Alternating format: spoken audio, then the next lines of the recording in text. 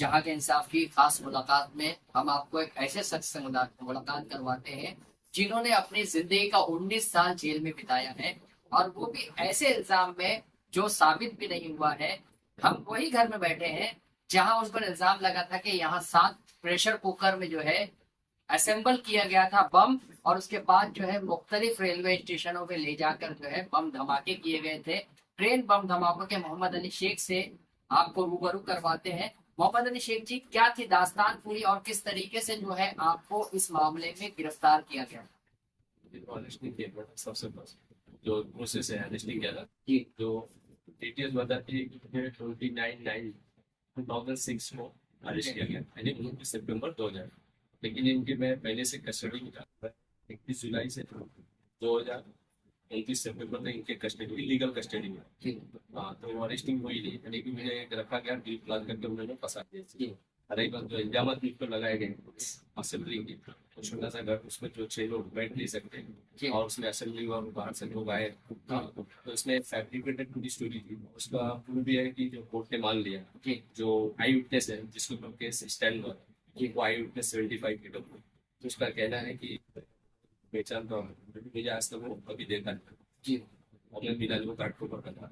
तो बोलता है कि मैं घर पे गया था और मैंने फर्स्ट टाइम देखा तो वहाँ चल रहा था, लेकिन उसको देखा ही नहीं हुआ। उस टाइम वो चला गया।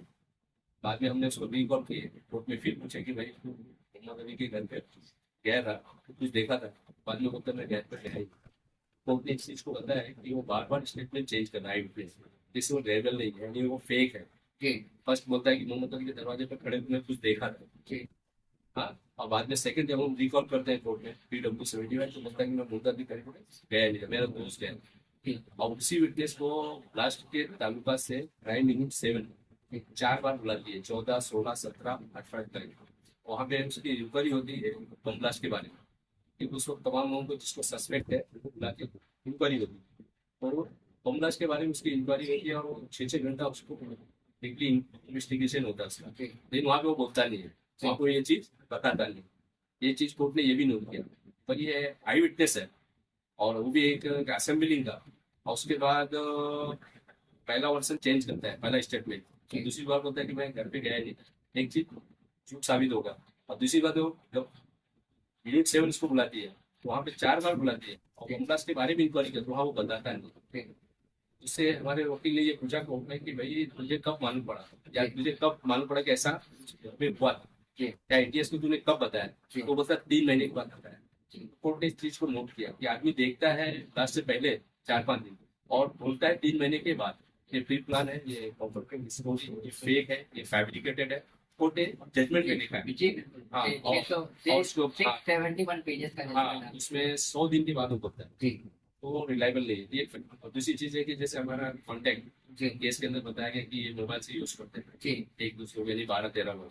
जी। तो मेरा मोबाइल का जो सीडीआर लोकेशन हाई कोर्ट के ऑर्डर पे आया है, जी। उसमें क्लियर है कि किसी का नंबर मेरे मोबाइल पे नहीं जी। है और न मैंने किसी कभी को कॉल आपको किया। ये बताया गया था कि आप सब जितने 12 लोग थे वो साथ में काम करते थे, सब एक दूसरे को जानते थे, क्या आप सब एक दूसरे को नहीं जानते नहीं थे? नहीं, मैं बता रहा हूँ, वो बात सुनो। किसी कार्ड हो डिस्कार्ड कर रहा हूँ जी। कि मेरे मोबाइल से ही ये साबित हो गया। जी। तो मैं शुरू से बोल रहा हूँ मैं किसी को नहीं पहचान, जी।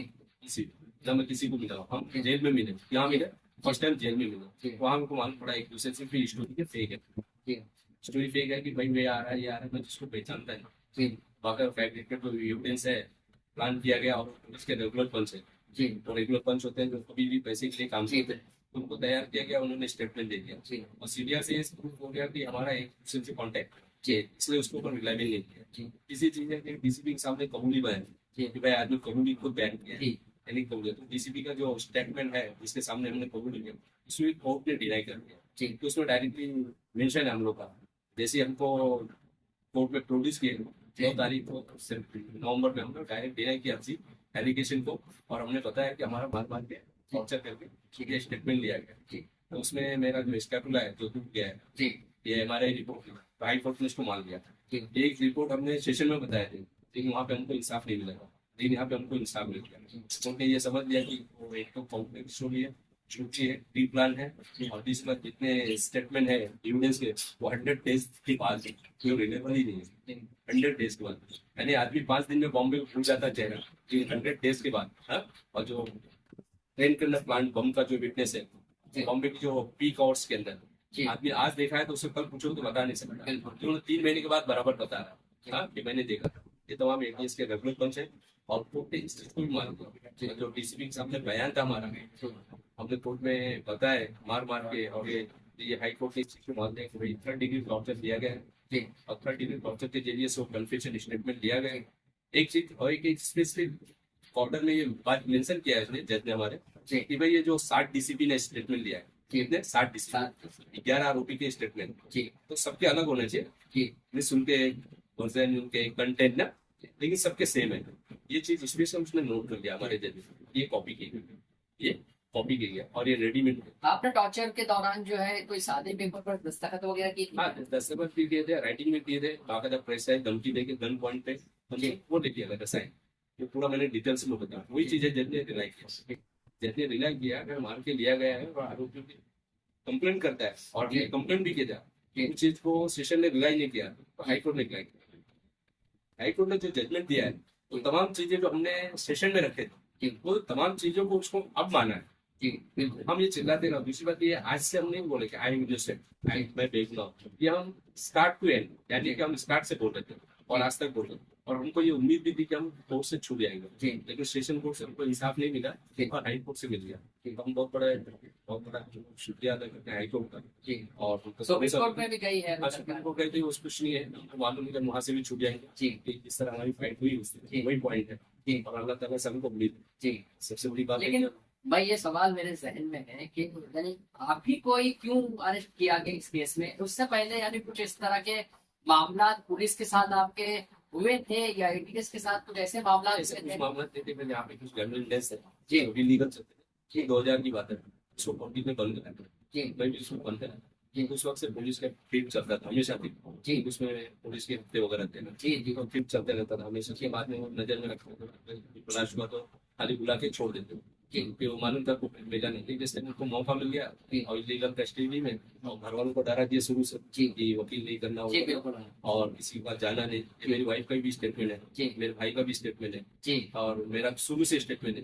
विजय सालस का मैं डरा डरा के धमका के रखा था कि भाई हम तुझे आज छोड़ देंगे, आज छोड़ देंगे, आज छोड़ देंगे। इस तरह मुझे 58 डेज इलीगल में रखा है। उसके बाद हमें अरेस्ट कर दिया और आज तक उम्मीद है कि सुप्रीम कोर्ट की बात इंशाल्लाह सुप्रीम कोर्ट से भी हम यहाँ हो जाएंगे। और रही बात आप लोग की, जो कंटेंट है जो रियल जो हम बोल रहे हैं उसे सेम टू सेम पहुंचाएंगे आपकी जिम्मेदारी। ये मोहम्मद अली शेख थे जो बता रहे थे कि बेगुनाह होने के बावजूद उन्हें 19 बरस तक जो है जेल की सलाखों के पीछे जेल की सोबतें बर्दाश्त करनी पड़ी, लेकिन वो रोजे अव्वल से ये कहते थे कि वो बेकसूर है। पता ये भी जाता है कि जिस तरीके से पुलिस ने जो है अपनी जाती दुश्मनी भी इस केस में निकाली है, इस तरह के इल्जामात भी मोहम्मद अली शेख ने लगाए हैं। जहां के इंसाफ की खास रिपोर्ट।